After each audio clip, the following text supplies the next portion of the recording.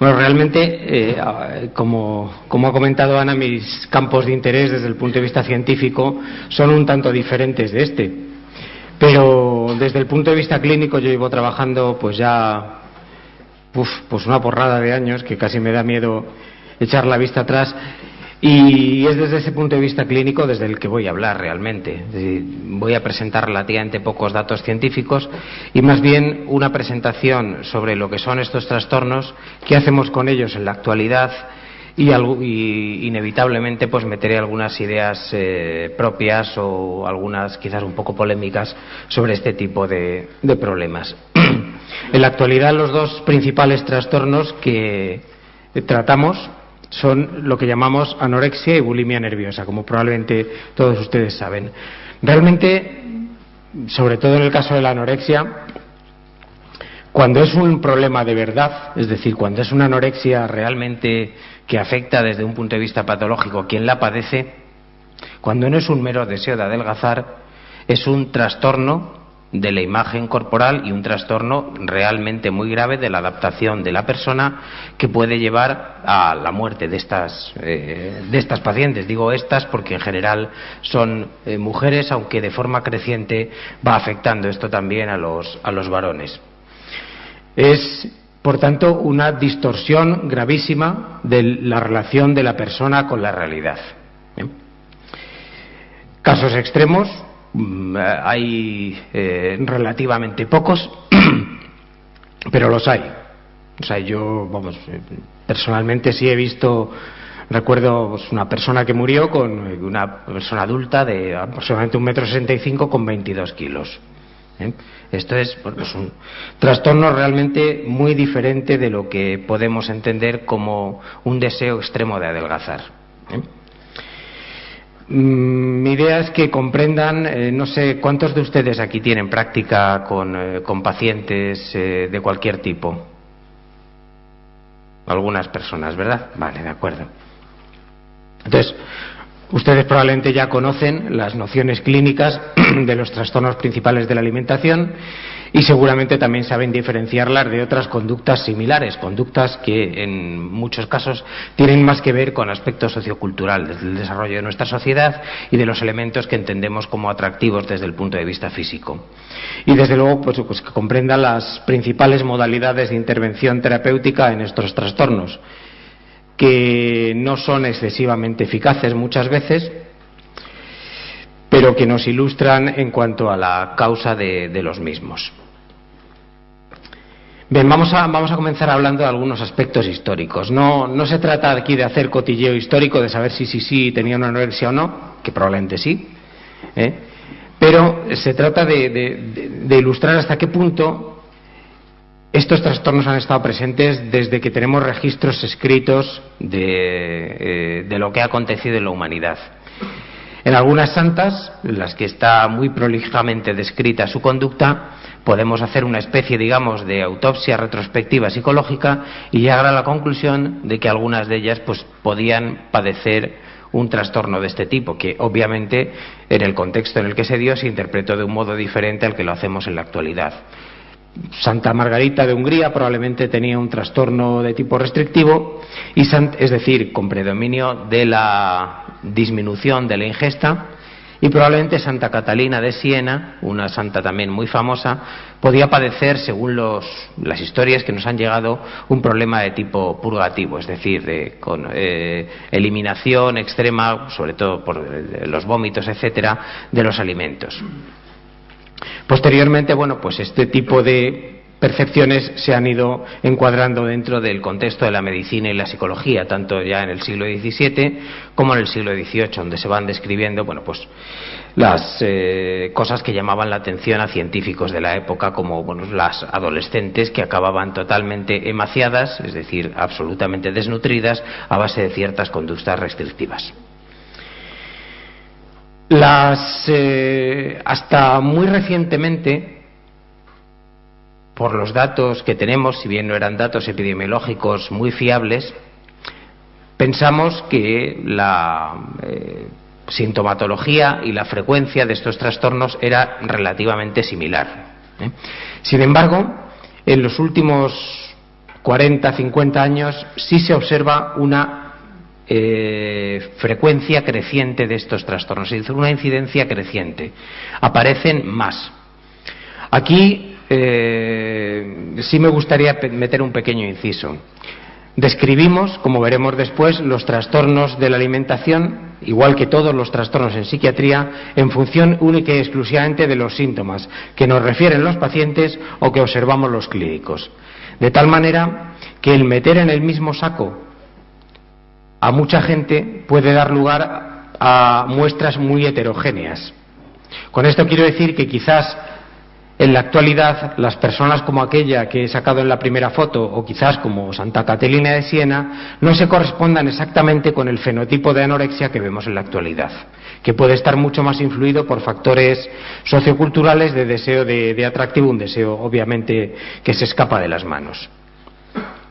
Son problemas tanto la anorexia como la bulimia con una mortalidad relativamente elevada, luego presentaré algunos datos sobre suicidio, y que en la minoría tienden a la cronicidad, en un 25% de los casos. Es decir, ya sabemos, es del dominio público, que el inicio, sobre todo de la anorexia, aunque también de la bulimia, suele darse en torno a la adolescencia. Pues aproximadamente un 25% de las personas siguen mostrando este tipo de problemas una vez que se ha superado la adolescencia. Y luego, finalmente, es importante también subrayar que no son problemas que se presenten solos, no hay una anorexia y ya está, una anorexia ideal, se estará en el mundo de las ideas de Platón, pero en la realidad no existe. Es mucho más frecuente que aparezcan mezcladas con trastornos depresivos, con trastornos de ansiedad, con abuso de alcohol, con abuso de otras sustancias. Esto es más frecuente en el caso de la bulimia nerviosa.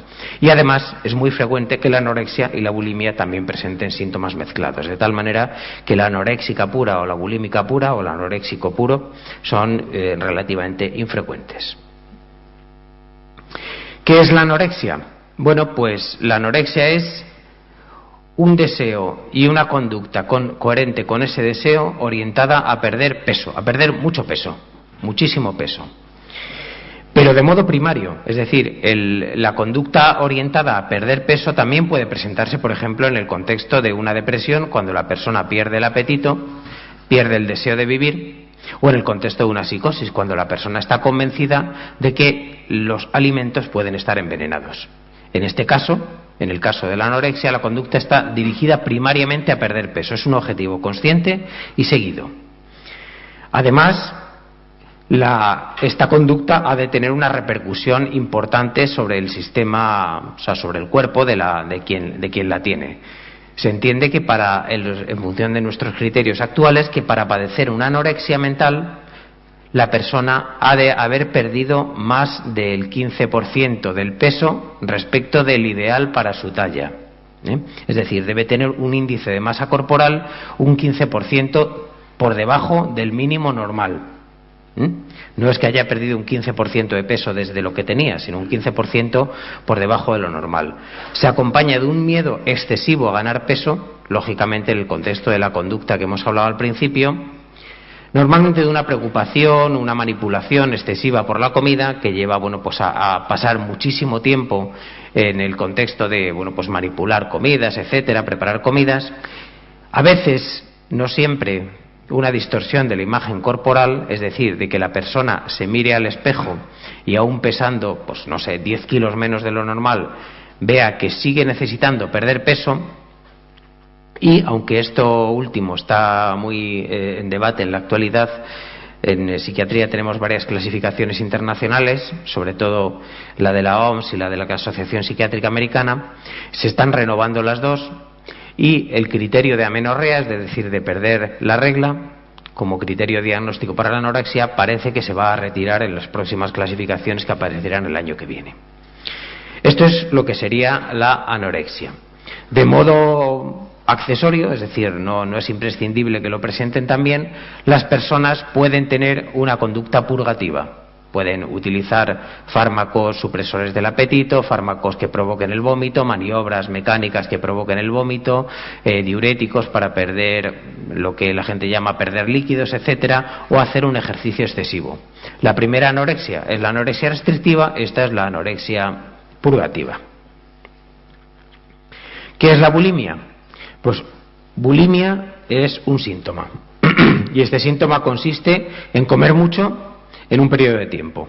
En comer muchísimo, una barbaridad. No sé, no creo que haga falta poner ejemplos.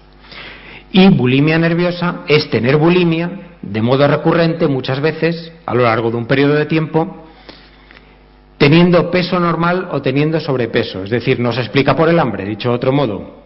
Hay una preocupación excesiva por el peso que conlleva conductas similares a las de la anorexia en muchos casos, es decir, conductas contra la ganancia calórica, ejercicio, diuréticos, vómitos, etcétera. ¿Cómo diagnosticamos estas dos cosas? La anorexia nerviosa y la bulimia nerviosa. La anorexia nerviosa por el peso, es decir, un 15% por debajo, por tanto un 85% o menos del peso normal, del peso esperable por la talla, del índice de masa corporal, en otras palabras, por el miedo intenso a ganar peso y por el trastorno de la imagen corporal. La bulimia por los repetidos episodios de atracón con la sensación subjetiva de pérdida del control y normalmente con las conductas compensatorias que se acompañan para tratar de contrarrestar la influencia, digamos, calórica de estos atracones. Estos son los conceptos generales. Hay otros síntomas y otros signos que acompañan a la anorexia y a la bulimia.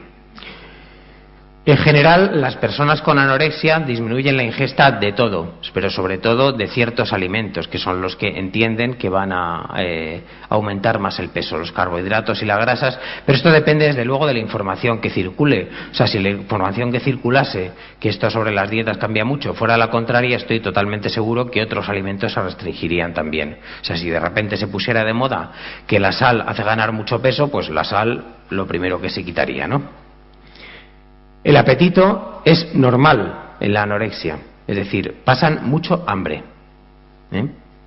A pesar de lo que se suele creer, las personas con anorexia pasan un hambre que te mueres. Excepto al final del proceso, en el que ya pues la sensación probablemente por disregulación de las hormonas de la regulación de la ingesta, el neuropéptido I o la grelina, va disminuyendo, es decir, esta regulación de la ingesta se altera y desaparece el apetito.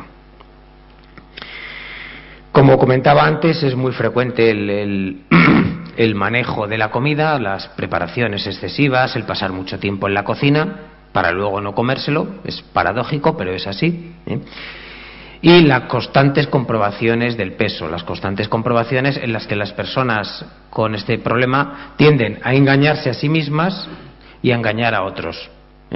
Por ejemplo, pues si se trata de que se compruebe por parte de los profesionales que han cumplido un objetivo terapéutico, como ganar medio kilo, bueno, pues beber mucho agua antes de pesarse o algo así.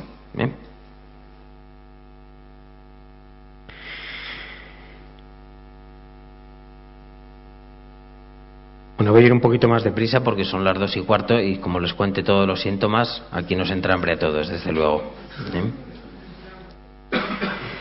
Sí son importantes los síntomas psicológicos, los síntomas que no son exclusivamente físicos o observables de este tipo de problemas. Como veremos después, el riesgo de suicidio en la anorexia es muy alto.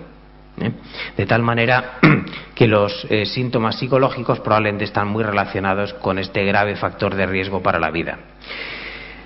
Por la falta de control, tanto las personas con anorexia como las personas con bulimia suelen tener unos sentimientos de autoestima muy baja, sentimientos depresivos, digamos. Además, su pensamiento suele ser muy dicotómico, en el sentido de o las cosas son blancas o negras.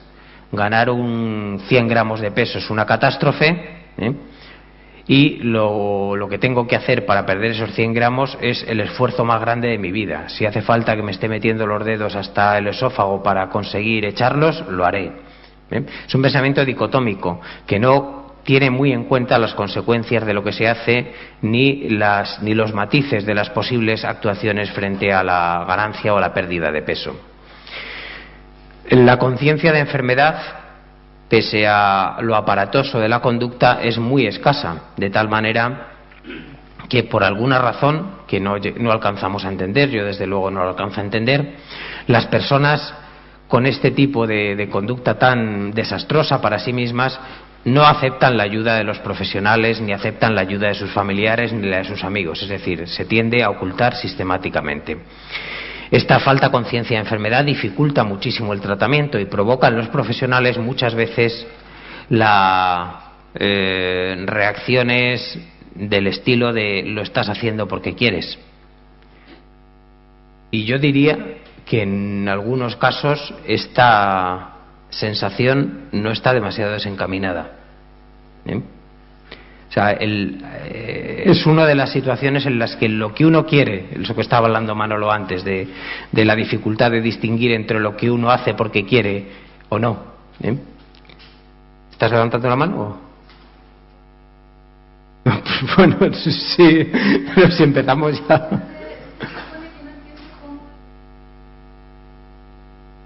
No estoy diciendo todas, estoy diciendo lo que he dicho al principio antes era que sin ningún tipo de duda en este diagnóstico metemos muchas cosas muy diferentes.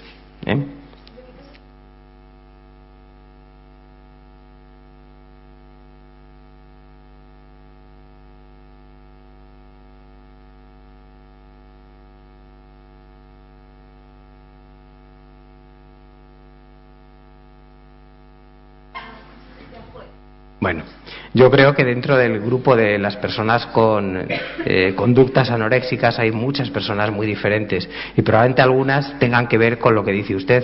Lo que yo acabo de decir es que mi impresión es que en algunos casos, y quiero subrayarlo de algunos casos, sí es bastante probable que haya un rechazo mucho más voluntario y mucho menos patológico. Dicho de otro modo, si patologizamos toda la conducta, estamos haciendo un mal favor a las personas que tienen trastorno de conducta. O sea, si patologizamos y decimos que cualquier cosa es patológica y nadie es capaz de influir en sus propios actos, estamos quitando uno de los locus principales de control que tenemos las personas, que es nosotros mismos.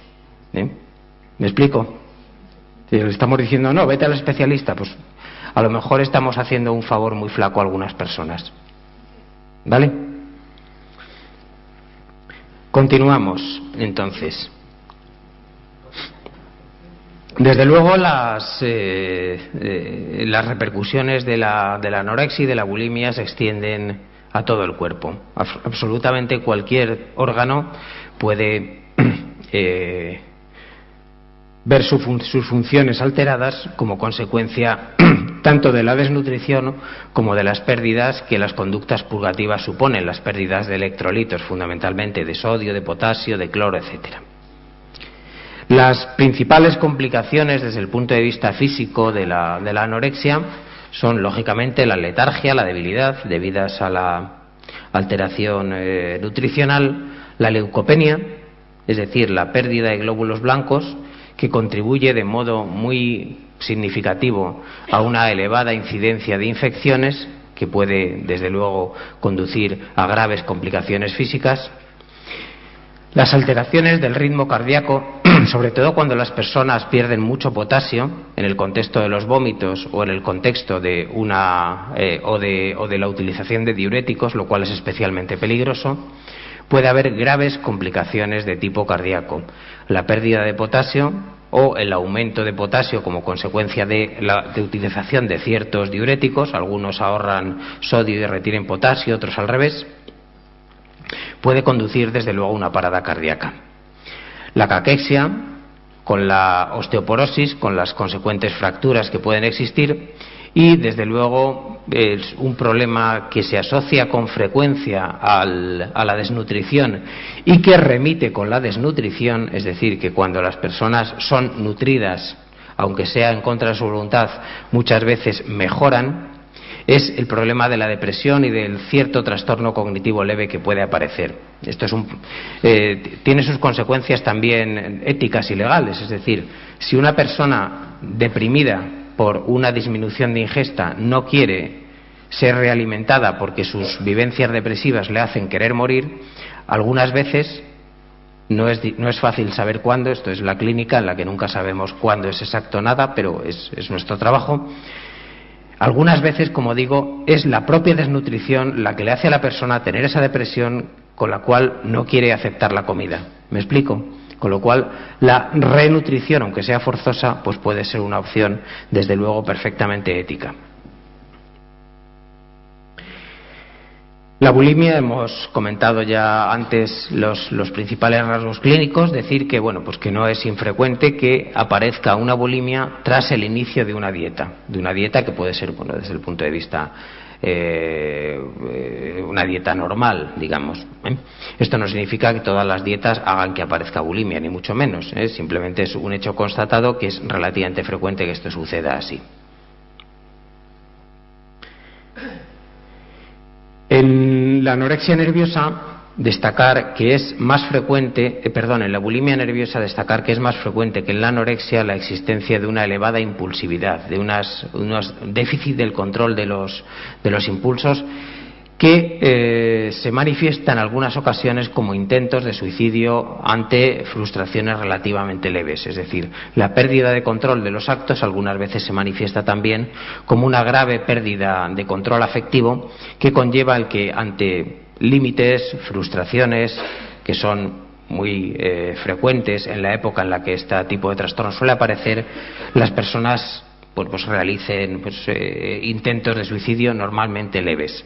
Aunque los intentos de suicidio son más frecuentes en la bulimia, los suicidios consumados son mucho más frecuentes en la anorexia, como veremos a continuación. En la bulimia, además también de los trastornos electrolíticos que he mencionado para la anorexia, que pueden también conllevar a un problema de tipo cardíaco, son frecuentes también pues las consecuencias físicas de las conductas purgativas, por ejemplo las erosiones en los dientes como consecuencia del paso de vómito una y otra vez, un paso de vómito que al ser de contenido gástrico es muy ácido y daña mucho el esmalte, las lesiones en los dedos o las inflamaciones de las glándulas parotídeas de la boca.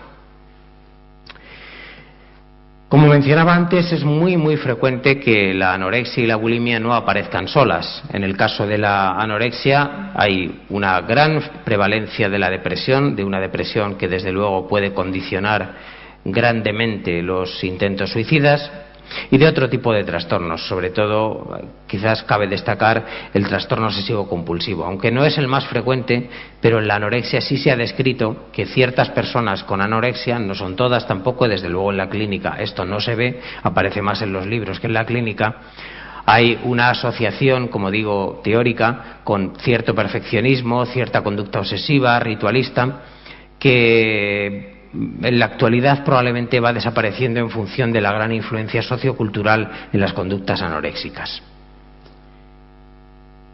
En la bulimia es muy frecuente también el abuso de tóxicos, algo menos frecuente la depresión, el abuso de tóxicos en el contexto del déficit de control de la conducta.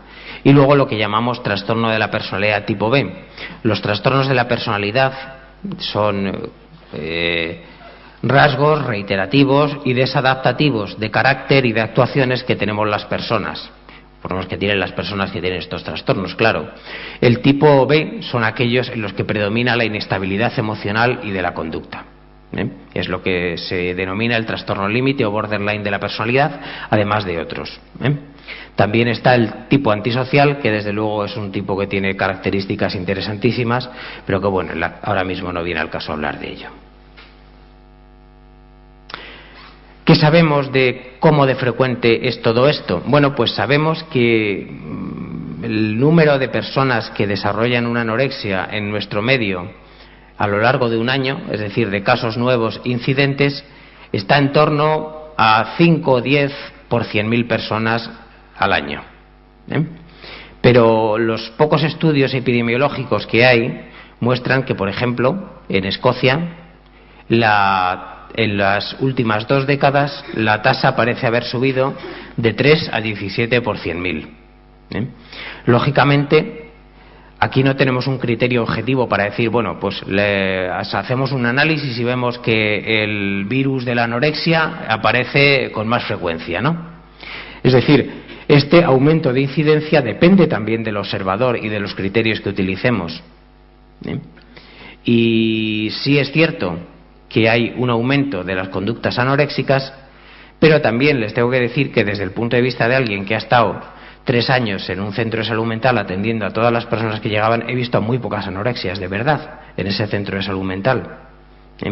De tal manera que hay un gran y preocupante, no quiero decir que no sea preocupante, una gran y preocupante extensión de las conductas anoréxicas, pero de la anorexia de verdad, de la de Santa Catalina y todas esas cosas, o de la de las...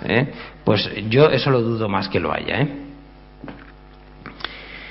La prevalencia en la vida es, dependiendo de los criterios, oscila entre el 0,2 y el 3% de la población. Son rangos muy, muy amplios, ¿no? Con criterios estrictos, en principio está en torno al 0,2. Pero desde luego, claro, el 3 es 10 veces más. La bulimia, su epidemiología está menos estudiada todavía, a pesar de, aunque pues su gran presencia en los medios de comunicación, los datos científicos son relativamente escasos. Quizás la prevalencia hay un 1% entre adolescentes y mujeres jóvenes, y desde luego las formas incompletas son muchísimo más frecuentes que las formas completas de la bulimia y de la anorexia también. Esto, pues habla de lo que estaba comentando justo antes. Sabemos que es mucho más frecuente en mujeres, ya comentaba antes que está empezando a aumentar la incidencia en varones. En la unidad que hay en el hospital en el que estoy trabajando todavía, hasta dentro de algunas semanas, empiezan a ingresar, es muy raro, pero desde luego empiezan a ingresar varones con anorexia nerviosa. Y lo que es un hecho es que es muy rara en un entorno sociocultural diferente al nuestro, es mucho más rara en países no occidentales, y que la exposición de las familias inmigrantes a nuestro medio aumenta la tasa en los descendientes de esas familias, aunque por lo menos en las generaciones que se llevan estudiadas no hay tasas tan altas como las de la población nativa, que en este caso somos nosotros los nativos, claro. No tenemos ni idea de por qué se produce esto. Entonces, cuando hablamos de etiología, pues hablamos de ideas, de cosas que unos dicen y otros dicen, pero realmente saber lo que se dice saber, pues yo creo que no tenemos ni idea. Desde luego hay factores socioculturales, porque epidemiológicamente se ven, pues se piensa que la delgadez como sinónimo atractivo, hay gente que piensa que la delgadez como un rasgo asociado a la competencia profesional, pero yo creo que esto desde luego no resiste un análisis científico serio desde el punto de vista de ¿y por qué? ¿Y esto por qué? ¿Por qué pensamos esto? ¿Porque se nos ocurre o porque tenemos datos científicos sólidos para pensar en ello? En la actualidad el único dato que apoya esto es que ahora hay más, pero yo, no lo sé, creo que en otros momentos de la historia probablemente también la delgadez se haya considerado como atractiva. Se habla de factores psicodinámicos, es decir, de factores asociados al desarrollo, sobre todo infantil, del psiquismo del individuo, que hacen que las personas con anorexia sean relativamente, tengan, digamos, un desarrollo que condicione su conducta actual. Entre ellos, pues estaría la evitación de la comida como un medio, digamos, de no querer enfrentarse a los conflictos psicológicos asociados a la pubertad, es decir, las relaciones interpersonales, las dificultades de la independización de otros, de los familiares, las fantasías de relación con respecto sobre todo a las figuras paternas. Pero si antes estábamos en un campo en el que era difícil argumentar esos factores con datos sólidos científicos, aquí estamos todavía mucho más lejos, en mi opinión, de argumentarlo con datos científicos. Algunas personas tienen trastornos cognitivos, tienen factores cognitivos que se asocian, pero desde luego no son todas. por ejemplo, los trastornos de la imagen corporal, que no están ni mucho menos presentes en todas las personas con anorexia. Muchas personas con este tipo de problemas reconocen que están muy delgadas y reconocen que necesitarían ganar peso, pero no lo hacen. Reconocen que es muy perjudicial para su salud el estar como están, pero no hacen nada por cambiarlo. Y desde luego, bueno, pues se habla de tanto de las reacciones a las demandas, esto es bastante parecido a lo que decíamos antes de los factores psicodinámicos, a las demandas de la nueva etapa vital, a las demandas de la adolescencia y de la edad adulta. También se habla mucho de los factores familiares en la anorexia, es decir, de cómo las familias son de un determinado tipo y hacen que estas personas tengan este tipo de trastornos. Aquí hay que tener mucho cuidado, porque se suele hacer atribuciones causales a las familias cuando tienen un funcionamiento que es a veces consecuencia de el tener un adolescente o un adolescente con anorexia en casa, que no debe ser una cosa nada fácil, por cierto. Cuando aparecen estas personas en la consulta, normalmente el trastorno ya lleva un tiempo bien largo. Y esto ha producido un desequilibrio de las relaciones. Sí es cierto que en algunos casos puede haber algún tipo de problemas. Los estudios controlados muestran que con cierta frecuencia hay pues un patrón ambivalente de comunicación entre los miembros de la familia en la historia de las personas con anorexia, o relaciones muy hostiles en el contexto de las familias de personas con bulimia, pero desde luego esto nuevamente no es aplicable ni mucho menos a todas las personas con este tipo de trastornos. Y también hay factores biológicos que se han asociado a este tipo de problemas, desde factores genéticos, por ejemplo, en la anorexia, cuando se estudian los gemelos monocigóticos, que comparten el 100% de su genoma, cuando una persona tiene anorexia, el otro gemelo la tiene en un 66% de los casos. Si son dicigóticos, es el 0%. Algo debe tener que ver el genoma, porque desde luego el modo en el que han sido tratados los gemelos monocigóticos y los dicigóticos podemos asumir que es muy parecido. Pero por lo menos los padres no suelen hacer, a ver, tú eres monocigótico y tú dicigótico, pues entonces tú para allá y tú a dormir debajo de la cama y tú en la cama, ¿no? Eso no. Bueno, paso un poco por encima de las anomalías neuroendocrinas en función de la hora que es, porque probablemente les interese más saber algo del curso, el pronóstico y el tratamiento de este tipo de problemas, ¿no? Realmente en la anorexia no sabemos nada de muestras no tratadas, es decir, todo lo que sabemos está hecho en función de las personas que llegan a tratamiento y se les sigue, de tal modo que no sabemos nada, excepto con la historia esta de las santas, que no es científicamente tampoco muy valorable.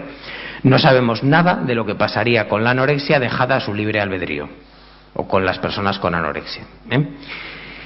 En principio, por lo que sabemos, pues el inicio suele estar en torno a los 14, 15, hasta los 18 años. El 25% se recuperan relativamente pronto. El 50%, aunque no estén recuperadas, están muy mejoradas, es decir, al finalizar del todo la adolescencia, ya a los 20 y tantos años, y un 25% tienen muy mal pronóstico de cronicidad e incluso de mortalidad. Están muy mezcladas en un 50% de los casos, bulimia y anorexia. ¿Cuáles suelen evolucionar peor? Pues las anorexias que empiezan más tarde, las anorexias que empiezan, yo desde luego las pocas personas con anorexia que he tratado en una unidad de hospitalización eran personas muy mayores y que suelen empezar, pues en vez de a los 14, a lo mejor a los 20 y tantos años. Suelen tener peor pronóstico. Las de tipo purgativo, y aunque esto está puesto en los libros, pero es un poco tautológico, o sea, tienen peor pronóstico las que tienen hospitalizaciones previas, pero bueno, también parece lógico, ¿no? O sea, si tienen hospitalizaciones previas es que han ido peor, y normalmente lo que hemos hecho antes es lo que explica lo que hacemos después, ¿no? Entonces, bueno, desde este punto de vista, yo creo que nos quedamos con lo de la edad más tardía de inicio. La bulimia tiene menos mortalidad, suele empezar un poco más tarde. La cronicidad también existe, en torno a un 20%, ¿sí? Y suele ser de peor pronóstico si se asocia a ese trastorno de la personalidad del que les hablaba antes, el trastorno límite, ese trastorno con grave pérdida del control afectivo e impulsivo. Este tipo de trastorno suele asociarse además a consumo de sustancias. ¿Qué sabemos en cuanto al pronóstico de una de las dos causas que pueden conducir a la muerte de estas personas? La primera de ellas es la desnutrición y sus complicaciones, y la segunda es el suicidio. Pues un metaanálisis publicado hace poco, es decir, un análisis de muchos estudios en el que se trata de extraer conclusiones estadísticamente válidas del conjunto de la muestra que comprenden todos los estudios, pues nos habla que de 40 estudios en anorexia y de 16 en bulimia. Más o menos una persona de cada 66 con anorexia se suicida a lo largo de 11 años. Esto es mucho, ¿vale? En cambio, con bulimia nerviosa es una de cada 442. Esto ya no es tanto, tendríamos que compararlo siempre con las tasas esperables de suicidio en un entorno determinado. En el rango de edad en el que estamos, que son personas normalmente jóvenes, pues dependiendo de los países, o sea, por ejemplo en Hungría la gente se suicida mucho más que en España, pero bueno, teniendo en cuenta el conjunto de países occidentales, en este rango de edad estaríamos en estos 10 años en torno a un 0,2-0,5% de suicidios en este rango de edad. Estaríamos más bien en uno cada 500 personas. O sea, lo de la bulimia nerviosa estaría un poquito aumentado, pero no mucho. La anorexia, en cambio, sí que aumenta mucho el riesgo de suicidio. Y el uso de sustancias, que es un gran problema también, sobre todo en estos dos trastornos, también ha sido objeto de otros metaanálisis que revelan que está aumentado claramente en la bulimia nerviosa, pero desde luego no en la anorexia nerviosa. O sea, el consumo de sustancias no es el factor que produce tan grave, tan infasto pronóstico en la anorexia de verdad. Bueno, ¿y qué hacemos? ¿Y qué hacemos con las personas con anorexia y con bulimia? Pues tratamos de hacer muchas cosas, hay muchas aproximaciones diferentes, desde el sistema público, desde los sistemas privados, desde unas perspectivas claramente psicodinámicas, unas perspectivas más, digamos, endocrinológicas. Hay muchísimas aproximaciones y normalmente las personas con este tipo de trastornos suelen ir pasando, y sus familias suelen ir pasando de un dispositivo a otro. En la actualidad se están creando muchos dispositivos especiales, unidades de hospitales de día, de residencia a medio plazo, con controles ambulatorios, etcétera, en el sistema público, que la verdad es que están demostrando, digamos, una eficacia por lo menos razonable. La gran variedad fenotípica y causal probablemente de estos trastornos de los individuos hace que todos puedan reclamar su parte de éxito. Yo he curado a no sé cuántas, de tal modo que uno puede tener la sensación de que su propio enfoque es el mejor. Desde luego en la anorexia lo que tenemos que hacer es una aproximación por pasos, es decir, de lo más grave a lo menos grave. Lo más grave es controlar los efectos de la inanición y del desequilibrio electrolítico. Esto normalmente se hace en una hospitalización y algunas veces de modo involuntario. Muchas veces de modo involuntario porque suelen ser menores de edad, entonces cualquier tipo de tratamiento involuntario o cualquier tipo de ingreso hospitalario por motivos mentales tiene que ser conocido siempre por el juez y autorizado debidamente. No vale con que la familia lo autorice. Un menor de edad tiene que la asistencia que se hace involuntaria tiene que ser necesariamente conocida por el juez. Los entornos, desde luego, pues pueden variar dependiendo de la gravedad y de la situación. Tendemos, desde luego, a hacerlo lo más cercano posible al medio de la persona para que, desde luego, no se interrumpa el mundo de relaciones ni el mundo académico. Hay muchas posibilidades, muchos especialistas metidos en el circuito terapéutico de tratamiento de estos problemas. la atención primaria, la atención especializada, tanto desde el punto de vista pediátrico como desde el punto de vista de los adultos. Nos estamos moviéndonos entre los 14 y los 20 y tantos años en un proceso en el que las personas pasan por distintos dispositivos. Y, como decía, estamos creando muchos dispositivos que tratan de acercar el tratamiento a las personas, no de que las personas tengan que ingresar en un hospital o tengan que ser recluidas en un centro para conseguir un tratamiento eficaz. Esta es, por ejemplo, algunas imágenes de la unidad de trastornos de la conducta alimentaria del Hospital de Salamanca, que se abrió hace 3 años. Bueno, pues hay salas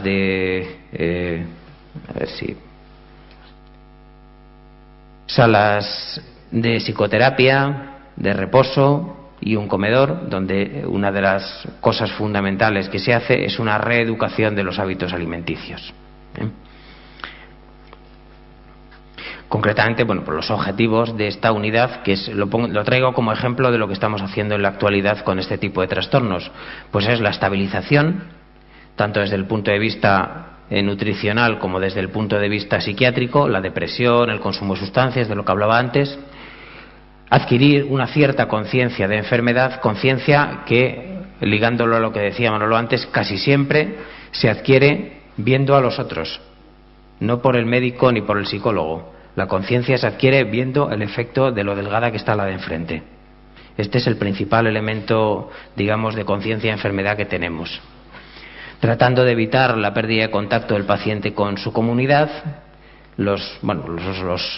como decía antes, recuperar unos hábitos alimentarios mínimamente normales, prevenir las conductas anómalas, lo hablaré ahora después con la psicoterapia, y tratando de identificar procesos subyacentes de todo tipo, es decir, tanto psicológicos como interpersonales, de conflictos interpersonales o conflictos familiares, etcétera. Cuando ingresamos, a una persona de modo del todo, en una planta de endocrinología, de psiquiatría, una planta especializada, si es necesario. Pues cuando el riesgo físico es muy alto, básicamente. Y este riesgo físico es muy alto cuando el peso está por debajo del 80% del peso normal. Claro, es una pérdida importante. O sea, si la pérdida normal... Bueno, pero en este contexto no es infrecuente. Si una persona normal pues puede, por ejemplo, pues puede pesar 50 kilos, vamos a poner por caso. Si mide unos 60, unos 50 y tantos, una chica, 50 kilos mínimo. Pues si está pesando 40 o menos. Pero esto pasa, y pasa con frecuencia. Además, si la depresión tiene unos síntomas especialmente graves que condicionan, por ejemplo, un intento de suicidio o condicionan la aparición de síntomas de psicosis, de desconexión de la realidad. En la depresión también pasa esto mucho, esto de los delirios, las alucinaciones, y eso no es típico solo de la esquizofrenia, También pasa en la depresión. Y luego, desde luego, pues sí hay otros síntomas incapacitantes, como los obsesivo-compulsivos. Una persona que esté constantemente enganchada en una serie de conductas rituales que le impidan llevar a cabo otras actividades productivas también puede beneficiarse de un programa de hospitalización completa en el que se incida sobre todo farmacológicamente en este tipo de síntomas. Y luego, pues otras condiciones médicas que puedan aumentar la severidad de las repercusiones. O sea, imaginemos una chica con un problema cardíaco que encima tiene una anorexia. Pues esto es el pan nuestro cada día. O sea, que quiero decir que de la atención especializada, pues entonces lógicamente tenemos que hacer algo más controlado, con más medición de electrocardiogramas, etcétera. ¿Y qué hacemos una vez que ingresamos? Pues una restauración nutricional que tratamos de que sea voluntaria, pero muchas veces tiene que ser por vía de sonda nasogástrica, monitorizando el balance de ingestas y excreciones, es decir, incluso puede tenerse que medir la orina y todas estas cosas, y utilizar ciertos, refuerzos conductuales, sobre todo positivos. No se trata de castigar, se trata de obtener, mejoras, privilegios en función asociados a la recuperación ponderal. Hay algunos fármacos que son francamente poco eficaces en la anorexia, pero bueno, pero están mencionados y ha de hacerse. No vale para nada. El tratamiento ambulatorio pues es más probable en las etapas precoces de la anorexia, el éxito, quiero decir, es más probable en sus etapas precoces. Si no hay una conducta bulímica asociada, si los padres están muy implicados, no porque el origen esté en la familia, sino porque probablemente los factores inespecíficos que se asocian que se manifiestan como la cooperación de los padres en la terapia, también se manifestarán en la casa como otro tipo de apoyos válidos para la chica. Y si es posible realizar una serie de controles, cosa que en el sistema público pues no siempre es posible Y luego, pues, desde el principio conviene hacer una serie de esfuerzos psicoterapéuticos, una serie de esfuerzos encaminados, desde luego, a la recuperación del control por la persona de los actos que son importantes para sí mismo. Sí es verdad que la enfermedad, como tantas cosas, pues puede provocar una tendencia a hacer cosas que uno no quiere hacer. Pero cuando los actos son complejos y a largo plazo, entran otros factores que controlan esos actos que uno no quiere hacer. Y es sobre ese conjunto de factores de control más conscientes sobre los que podemos actuar. Y de hecho actuamos en la clínica con una eficacia, digamos, razonable. Antes os he mencionado que el 25% se cronifican, pero el 75% no. La forma que en la actualidad se suele encontrar, por lo menos en la práctica de mucha gente y en los libros, como más eficaz en el tratamiento de este tipo de trastornos es la modalidad cognitivo-conductual. Básicamente con una monitorización de la relación entre los eventos que le suceden a la persona, la interpretación que hace de ellos y las conductas que adopta. Es decir, si la persona lleva un registro de qué le está pasando, de qué ingesta hace en ese día, de qué emociones siente, de si tiene o no tiene conducta purgativa y de qué problemas interpersonales hay, esto le puede ayudar a estructurar más las relaciones entre lo que siente, lo que hace y lo que le pasa, y ganar un control consecuente sobre todo ello.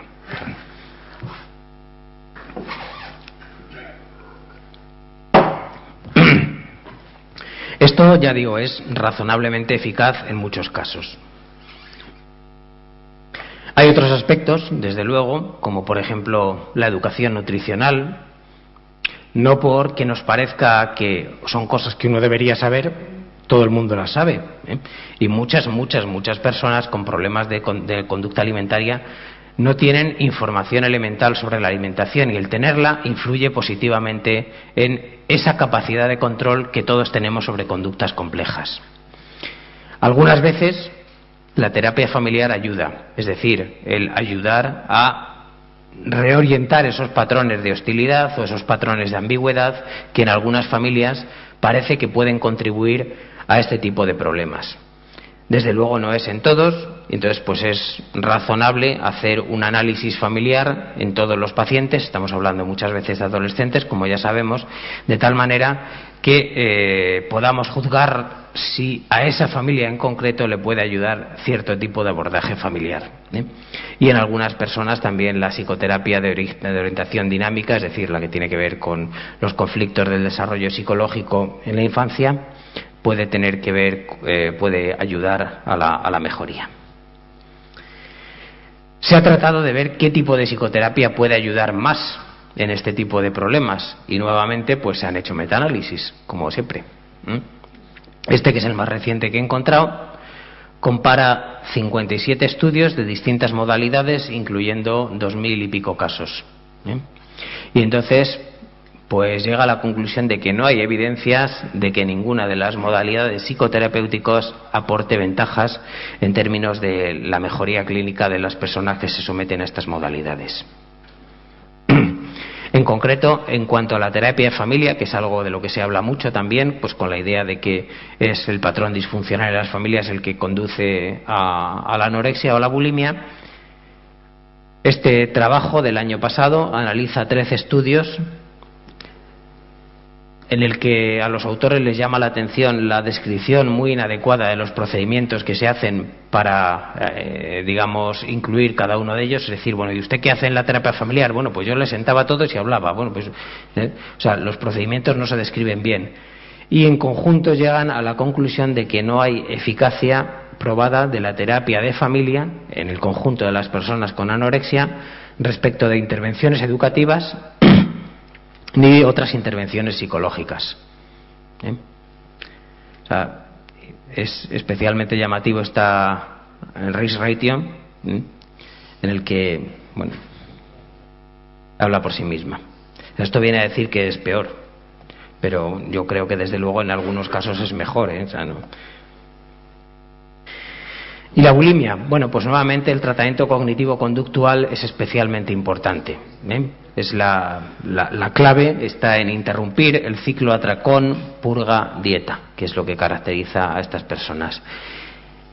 Entonces, bueno, pues las cogniciones disfuncionales que tienen estas personas sobre distintos aspectos de peso, la comida, etcétera, también son aplicables aquí las técnicas que he comentado antes de reestructuración cognitiva.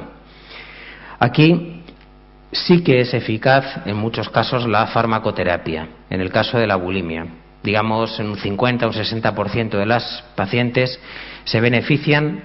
Esto no significa que sea el único tratamiento, pero sí se benefician de un tratamiento con inhibidores de la recaptación de serotonina. Hay evidencias razonables de que en algunas personas una cierta deficiencia serotoninérgica central, medida por ejemplo en el líquido cefalorraquídeo, condiciona una mayor proclividad al descontrol conductual e incluso al suicidio. De tal manera que el aumento de este tono serotoninérgico mediante estos fármacos puede ayudar, y de hecho ayuda, ya digo, pues al menos a la mitad de las personas con bulimia. Y luego, pues nada, finalmente los que tratamos en un entorno u otro a las personas con bulimia, con bulimia y anorexia, nos enfrentamos con mucha frecuencia a problemas médico-ético-legales. El primero de ellos, desde luego, es la voluntariedad del ingreso. Como ya comentaba antes, la relación tan perversa en muchos casos entre depresión, desnutrición y riesgo de suicidio. Y voluntariedad de no querer comer, de tal modo que ahí, bueno, pues la incidencia, la decisión en muchos casos es tan desagradable como tener que nutrir a la fuerza a una persona pues joven. Esto pues suele suponer tener que atarla, tener que, bueno, una serie de cosas pues francamente que no le agradan absolutamente a nadie, y a nosotros, a los profesionales, menos todavía.